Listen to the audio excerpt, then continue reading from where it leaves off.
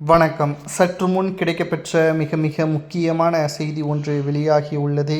எடப்பாடி பழனிசாமியின் தலையில் விழுந்த மிகப்பெரிய ஒரு இடியான செய்தி. புதிய மாவட்ட செயலாளர்களை எடப்பாடி நியமித்து நேற்று அதிமுகவின் தலைமை அலுவலகத்தில் ஆலோசனையும் நடத்தி வருகிறார்.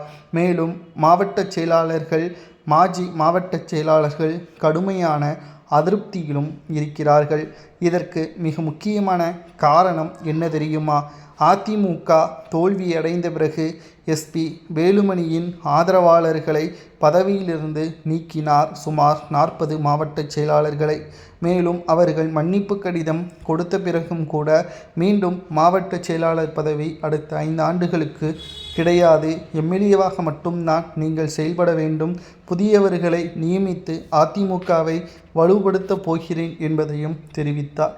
இதனால் கடுமையான அதிருப்தியில் இருந்த மாவட்ட முன்னாள் செயலாளர்கள் தங்களது பதவிகளை பறித்ததோடு தங்களுக்கு எதிராக எடப்பாடி செயல்படுகிறார், நாங்கள் மன்னிப்பு கடிதம் கொடுத்த போதிலும் கூட இன்னமும் எஸ்பி வேலுமணிக்கு மாவட்ட செயலாளர் பதவி கொடுக்கவில்லை, அதேபோல் 40 பேருக்கும் கொடுக்கவில்லை.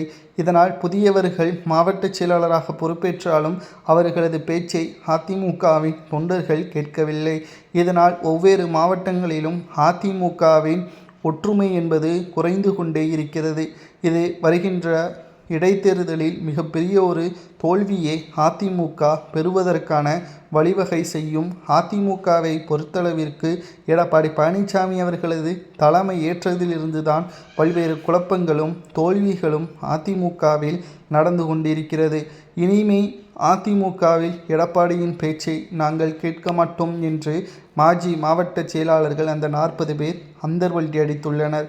இதுதான் அதிகாலையில் எடப்பாடி பழனிசாமி அவர்களுக்கு வந்த இடியான செய்தியாக பார்க்கப்படுகிறது.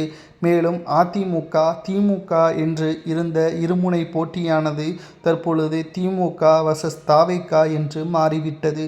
அதிமுக இருக்கக்கூடிய நிலைமை என்று நாம் பார்க்கும் பொழுது எடப்பாடி பழனிசாமியை சுற்றி மட்டும்தான் பிரச்சனை இருக்கிறதே தவிர அதிமுகவிற்குள் பிரச்சனை இல்லை. எடப்பாடி பழனிசாமி எடுக்கக்கூடிய ஒவ்வொரு முடிவுகளும் தனிப்பட்ட முடிவுகளாகவே இருக்கிறது. மக்கள் எடப்பாடியை புறக்கணிக்கிறார்கள். அது எடப்பாடி பழனிசாமி அவர்களுக்கு புரியவில்லை. ஏதோ எடப்பாடி பழனிசாமி அவர்கள் செய்கின்ற செயல்கள் எல்லாம் அவர் சரியானதாக இருக்கிறது என்று நினைக்கிறார். ஆனால் தேர்தல் முடிந்த பிறகு, தோல்வி அடைந்த பிறகு அதை மக்கள் மீதும் தொண்டர்கள் மீதும் பழி போட்டு அவர்கள்தான் தவறுகள் செய்திருக்கிறார்கள் என்று அந்தர்வல்ட்டியும் அடிக்கிறார். நிச்சயமாக அதிமுகவின் அரசியல் வட்டாரத்தில் எடப்பாடி பழனிசாமி அவர்கள் மீது கோபத்தில் இருக்கின்ற மாவட்ட செயலாளர்